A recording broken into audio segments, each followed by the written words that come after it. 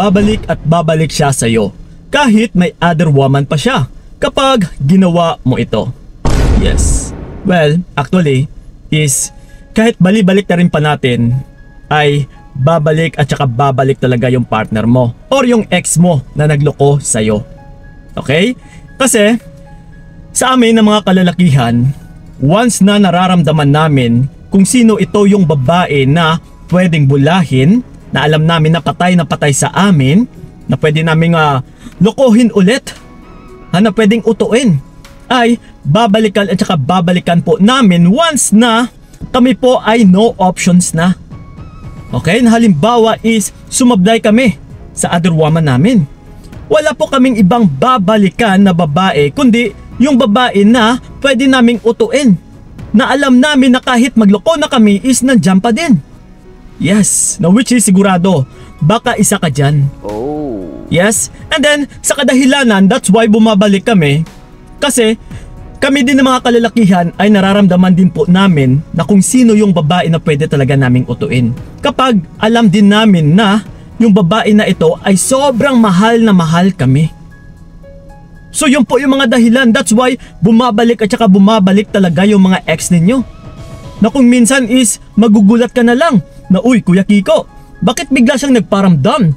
For how many months na hindi siya nagpaparamdam ng walang kibuan is bakit ngayon? Bigla na lang siyang lumitaw. Bigla na lang siyang nagparamdam or nangangamusta. Yes, kasi ganun na nga. Dahil wala na siyang mauuto pa sa ngayon, kundi bumalik siya sa'yo.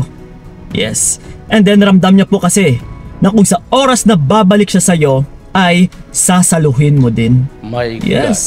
So ganun po yun.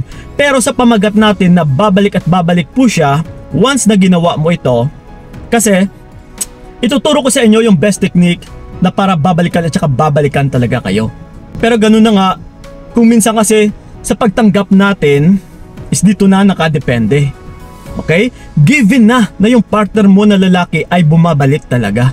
Pero nakadepende na ito sa iyo ngayon kung tatanggapin mo pa ba o hindi. Kasi once na tinanggap mo pa ito utol, ay talagang paulit-ulit lang nalulukohin ka na naman ulit. Kasi pumasok ka sa patibong niya na alam niya mismo na kung kailan siya gustong bumalik is may sumasalo sa kanya. And then nangyari nga. No, which is sinasalo mo nga. So that's why uulitin at saka uulitin niya po ito. Na kung next time na magloloko na naman siya, alam niya po na sasaluhin mo na naman ulit. Na kung kailan niya gustong bumalik sa'yo. So ganun po yun. And then ito ngayon, para po na mas lalo din siyang maghahabol pa sa'yo, wala kang ibang gagawin kundi umatras at saka hindi na magparamdam. Yes, yun po ang kailangan mong maging desisyon. Na like for example, yes, given na talaga na bumabalik eh. So ngayon, ano yung magiging desisyon mo kasi nakadepende na ito sa'yo ngayon. That's why kailangan mo nang umatras at saka huwag na talagang kibuin. Kahit ano pa yung gagawin niya na pang dedistorbo is nasa sayo po yung pinakasusi utol. Na kung hindi ka magpapadistorbo ay talagang wala rin siyang madedistorbo. Palagi ninyong tandaan ha, kapag may palay po is tutukain po yan ng manok. So kung dyan ka na palay na magpapatuka, talagang tutukain ka nyan. Tutukain niya yung ano mo. So okay na ba yan sa'yo? And then after nyan, iiwan ka na naman kung may makikita na naman siyang bago. So diba? Parang ano ka lang dito eh, parang uto-uto. Ha, parang pareho lang din yan na alam mo na nga na ginagamit ka is nagpapagamit ka din. Yes. So ganun po yan. Ha? Babalik at saka babalik po yung mga partner ninyo or yung mga ex ninyo na nagloko sa inyo dahil pinaramdam nyo rin na ganito kayo ka uto-uto, na ganito kayo katanga, na ganito kayo kabobo. That's why kapag out of option siya is bumabalik muna siya sa'yo habang kumukuha din ng buwelo. And then pagdating ng panahon is tsapwera ka na naman.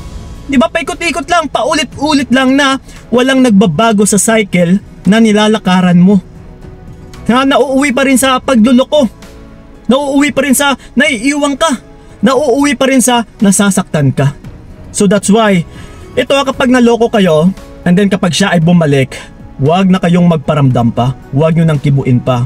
And then, ito trust me, kapag ginusto nyo talaga at saka umiiwas kayo ng umiiwas is wala rin pong maggagawa yung partner ninyo or yung ex ninyo once na ayaw nyo na. Ha, nasa sayo yung pinakasusi utol. Yun po yung tandaan ninyo. Okay?